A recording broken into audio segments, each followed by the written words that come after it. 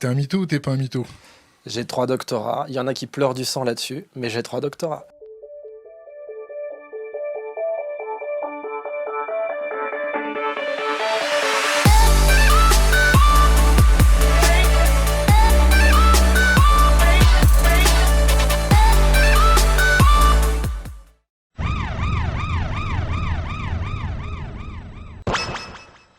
Salut les petits zouzous, ici Slicoq Berzier. Les enfants, aujourd'hui on va parler de cette gigantesque arnaque qu'est Idriss Aberkane pardon. Donc Idriss Abercrombie & Fitch, c'est un pseudo-intellectuel français assez médiatique et adulé par tout un tas de connards dont la naïveté n'a d'égal que l'ignorance, et qui pensent qu'en se branlant sur des concepts comme la neuroergonomie on peut trouver des solutions crédibles à des problèmes réels. Au-delà de sa pédanterie et de son narcissisme de compète, Idriss Aberkane est avant tout quelqu'un qui a plusieurs fois été accusé d'avoir gonflé son CV aux anabolisants comme le dernier des bolos qui croit encore qu'acquérir du muscle va lui donner du crédit auprès de la gente féminine, alors qu'il n'est qu'une sombre merde énamourée de sa propre personne. Réécoutons sa réponse à la question de Sky. T'es un mytho ou t'es pas un mytho?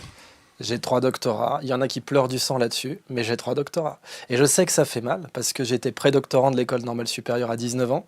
À 21 ans, j'ai été chercheur invité à Stanford, 20 ans précisément. Je me rappelle, je m'étais fait jeter de boîte à l'époque. Je pouvais pas rentrer en club. C'est un de mes pires souvenirs. Je vais à New York avec la fille avec qui j'étais.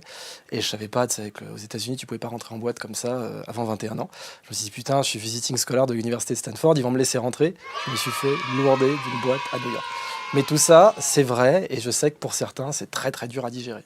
Ma couille, ce qui est dur à digérer c'est surtout ton air satisfait et ton sourire en coin de petite catin prétentieuse. Blague à part, on s'en bat les couilles que tu aies 3 doctorats, limite on est content pour toi. Par contre ce qui est plus gênant, c'est quand tu omets de reprendre un journaliste qui te présente comme docteur en neurosciences, une discipline dans laquelle tu n'as aucun diplôme. Et pour en parler avec nous, nous accueillons Idriss Aberkane. Bonsoir, Idriss. Merci d'être avec nous. Vous êtes enseignant, chercheur à l'école polytechnique, docteur en neurosciences et vous avez écrit ce livre, Libérez votre cerveau. Et j'en conclus donc que vous êtes très intelligent. En fait, pas du tout. Ah bon, ça veut dire que je peux écrire un bouquin? C'est un peu ça le sujet, ouais. C'est un peu ça le sujet. Non pupute, c'est pas ça le sujet. Le sujet c'est plutôt de souligner que tu peux t'astiquer autant que tu veux devant ton propre reflet en disant que les descriptions de ton parcours sont legit, mais ce que tu viens de faire dans cet extrait, ça s'appelle un mensonge par omission. Et je sais, ça colle pas à l'image de mec apaisé et transparent que tu essayes de te donner, mais toi et moi on sait bien qu'en privé, celui qui pleure du sang c'est Watt, et pas par les yeux si tu vois ce que je veux dire poto. Flop! Right in your anus! Plus sérieusement, ta légitimité n'est pas fonction de tes diplômes, donc je sais pas pourquoi tu entretiens le flou de la sorte. Je t'écouterais tout autant si t'avais pas fait d'études. Mais revenons-en à ton entretien chez Thinkerview. Tu as un canard qui a dit que j'étais enseignant-chercheur là-bas. Moi, je n'ai jamais signé ça et je ne me suis jamais revendiqué d'être enseignant-chercheur à Polytechnique. Vous êtes enseignant, chercheur à l'école polytechnique. Attends coucouille, ça marche pas comme ça. C'était pas un canard, c'était une émission en direct dont tu étais l'invité. Nous prends pas pour plus con qu'on est, ça aurait été très facile de dissiper le malentendu quand Thomas Touroud détaillait ton CV sous tes yeux, mais non, ce soir-là, t'as pris la décision de ne pas le contredire. Qu'est-ce qui nous dit que ton manque de franchise n'est pas coutumier? Bon, maintenant qu'on a éclusé le problème, On peut continuer toute la soirée. Tu sais, moi j'adore ce genre de polémique parce que pour moi c'est un diagnostic. Moi je suis là pour faire des diagnostics sur la société et notamment sur cette maladie française du reste à ta place. Cette maladie française, tu sais, du liberté, égalité, fraternité. Non, reste à ta place. Ce qui est génial avec toi ma couille, c'est que tout est toujours implicite. Là par exemple, ce que tu véhicules avec ta diatribe de grande zouzou effarouchée, c'est que finalement ceux qui te critiquent sont forcément des jaloux, ou des haineux. C'est pratique car ça permet de discréditer en bloc tous tes détracteurs. Alors je vais te le répéter de façon plus claire, c'est très bien que tu aies réussi ta vie. On te demande pas de rester à ta place. Ce qu'on veut par contre, ce sont des personnalités publiques qui ont suffisamment d'honnêteté pour ne pas laisser un journaliste enjoliver leur CV sous leurs yeux sans rien dire. T'as déjà fait sentir tes origines? Toute ma vie. Et tu sais que cette Sous polémique... quelle manière? Mais de te tords d'abord frontalement, sale arabe, ça m'est arrivé plein de fois. Je te rappelle que cette polémique a alimenté un site d'extrême droite bien connu qui s'en est régalé et qui s'appelle F de Souche, pour ne pas le citer. Donc le racisme, j'ai connu ça toute ma vie. Et je me suis battu contre lui toute ma vie. J'ai été au Scout musulman de France, on se battait notamment contre la radicalisation en banlieue, mais aussi contre le racisme. J'ai toujours été aux avant-postes du combat de la fraternité en France, mais le problème de la fraternité, c'est que ça ne se décrète pas. Attends pupute, je sors mon violon pour appuyer la proclamation de ta vertu. J'adore quand une figure médiatique se la joue pur chevalier blanc, en se déclarant contre le racisme, comme si c'était un fait d'armes absolument hors du commun. J'ai des infos pour toi. Être contre le racisme. Y a rien de plus normal au XXIe siècle. Puisqu'il te semble important d'enfoncer des portes ouvertes, je vais me joindre à toi, le racisme, c'est mal. Polytechnique, ils ont dit que c'était pas Polytechnique. Ils n'ont rien dit du tout. Ouais. J'ai un doctorat, je suis docteur de l'école polytechnique. Alors non, tu as un doctorat de l'université Paris-Saclay, que tu as préparé à l'école polytechnique. C'est pas exactement pareil, et une fois encore, tu joues le jeu de la confusion, alors qu'il te serait si simple d'être transparent. D'ailleurs, depuis cette interview, les queuques de Polytechnique ont même lâché un tweet on ne peut plus clair pour te désavouer. Comprends-moi bien, ça veut pas automatiquement dire que tu as mytho sur ton CV. Par contre, ce que tu expliques à Sky dans cet extrait, c'est clairement une demi-vérité.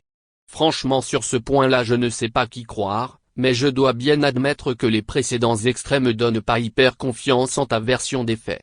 Enfin bon. Je vais arrêter avec ton CV, parce que d'une, je m'en bats les couilles.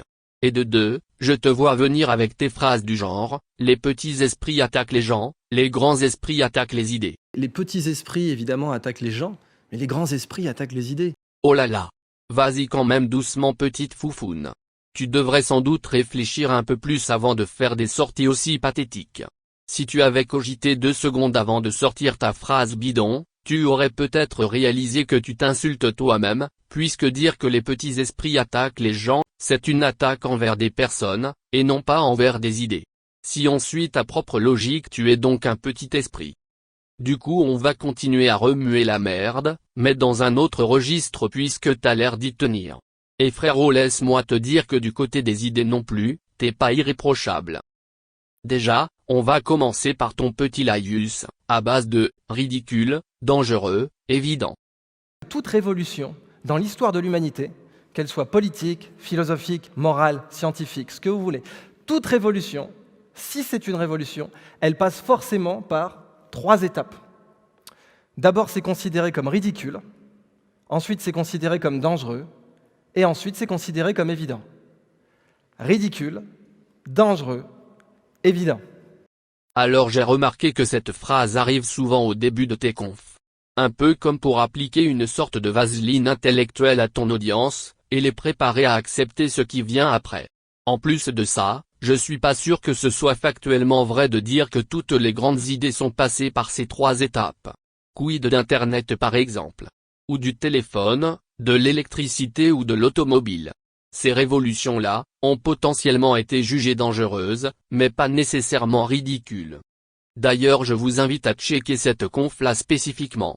Déjà parce que l'intro de 4 minutes en mode malaise vaut le détour. Et aussi parce que dans le genre brassage d'air, on fait difficilement mieux. La vacuité de son discours atteint ici son paroxysme, à tel point qu'à la fin du talk, le fond de son propos se résuma, la guerre c'est mal, il faut faire la paix. Rends-moi mes 18 minutes en culos. Lien dans la description pour les masochistes ou les fanboys. Donc ils n'ont rien à exporter en matières premières sensiblement par rapport à leurs exports. Ils exportent évidemment des matières premières, mais c'est rien par rapport à leur matrice d'export. Par contre, la Corée du Sud, c'est le premier fabricant mondial d'écrans LCD. C'est le premier fabricant mondial de moteurs de bateaux.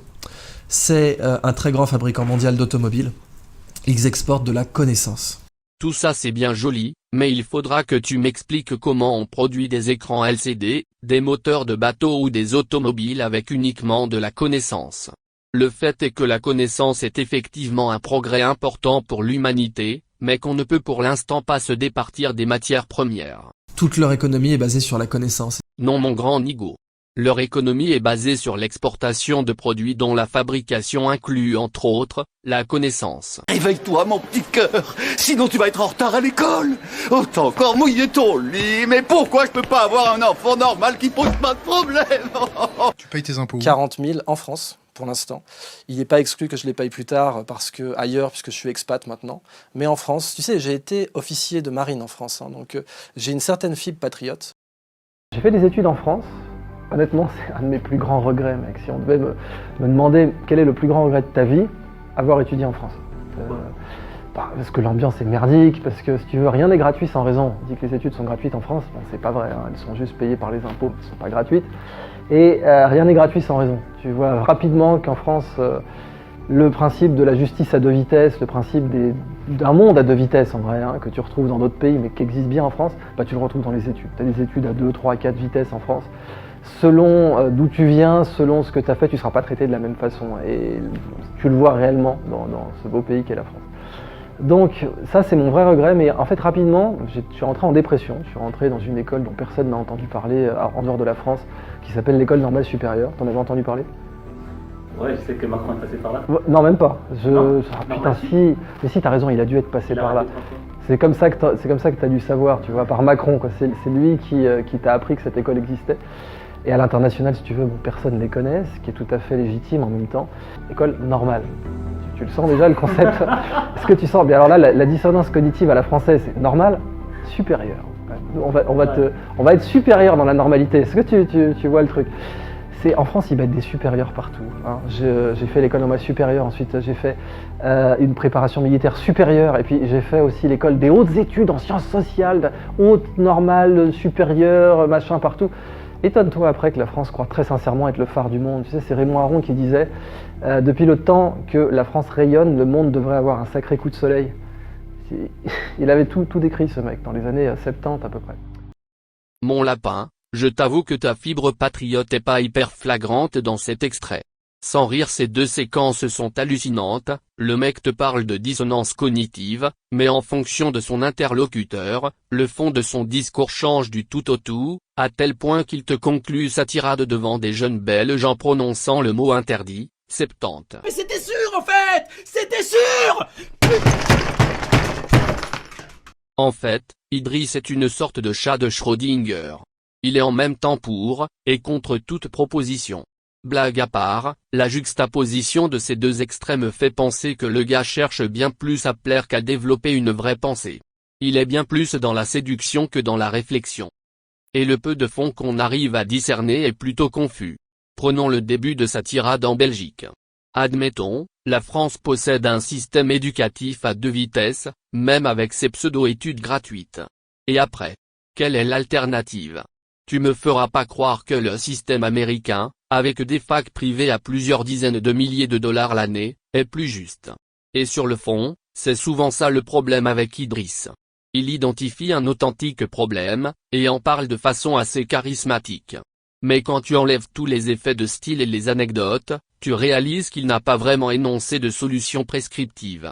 Il reste dans le descriptif la majeure partie du temps, et quand il propose, c'est généralement des recommandations très vagues, qui sont elles-mêmes enrobées dans un package sympa, comme par exemple, il nous faut des armes de construction massive. Ok frérot. La formule est sympa, mais ça veut rien dire de précis. Alors au fond, je suis prêt à entendre qu'Idriss a le mérite de porter des sujets intéressants. En revanche, il ne propose à mon sens pas grand-chose, et il y a aussi beaucoup d'ego derrière sa démarche. Là où tout ça devient vraiment problématique, c'est qu'il y a clairement chez ce mec un fond de mauvaise foi et de malhonnêteté intellectuelle, qui ne peut être passé sous silence.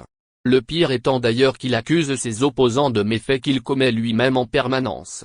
Pour preuve, je vous invite à jeter un œil à cette note qu'il a publiée sur son site récemment, où il prétend que ses détracteurs sont adeptes des demi-vérités.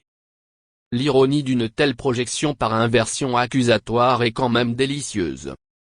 Je le précise d'ailleurs ici, mais toutes les sources et liens sont dans la description. Voilà les enfants. Je pense qu'on a fait un bon tour de l'arnaque Idriss Abercouille. Il ne me reste plus qu'à vous dire de pas faire vos gaufrettes avec les pouces bleus. Lavez-vous les mains, sortez pas sans masque, lâchez-moi du sub, et pour les vrais, partagez. Tonton Slicock, out.